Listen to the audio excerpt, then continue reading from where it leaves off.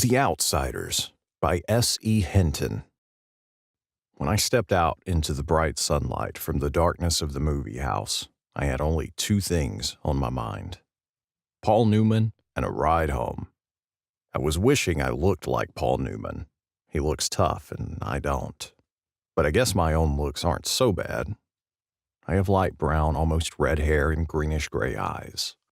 I wish they were more gray because I hate most guys that have green eyes, but I have to be content with what I have.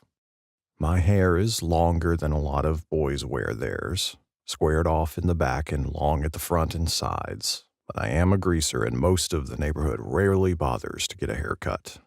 Besides, I look better with long hair. I had a long walk home and no company, but I usually loan it anyway for no reason, except that I like to watch movies undisturbed so I can get into them and live them with the actors. When I see a movie with someone, it's kind of uncomfortable, like having someone read your book over your shoulder. I'm different that way. I mean, my second oldest brother, Soda, who is 16 going on 17, never cracks a book at all.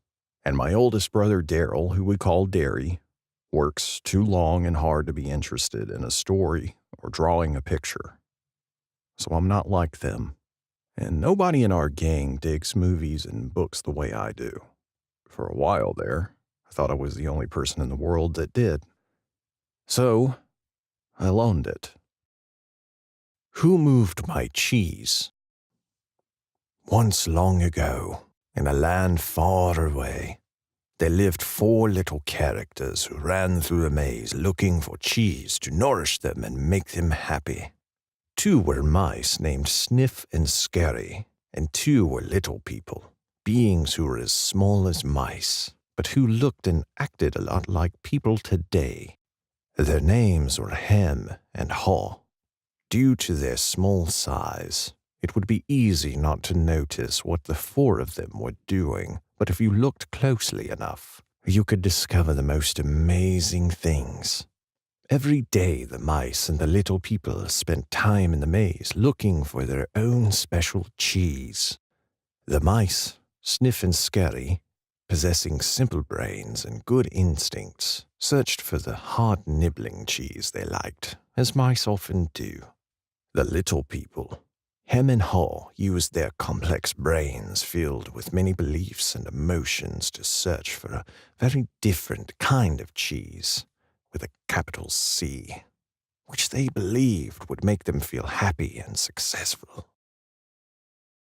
A Lesson Before Dying by Ernest J. Gaines. No, I did not go to the trial. I did not hear the verdict, because I knew all the time what it would be. Still, I was there. I was there as much as anyone else was there. Either I sat behind my aunt and his godmother, or I sat beside them. Both are large women, but his godmother is larger. She is of average height, 5'4", 5'5", but weighs nearly 200 pounds. Once she and my aunt had found their places, 2 rows behind the table where he sat with his court-appointed attorney, his godmother became as immobile as the great stone or as one of our oak or cypress stumps.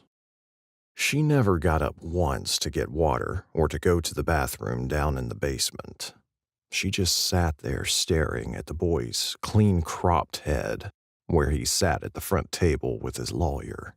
Even after he had gone to await the juror's verdict, her eyes remained in that one direction. She heard nothing said in that courtroom, not by the prosecutor, not by the defense attorney, not by my aunt. Oh yes, she did hear one word for sure. Hog.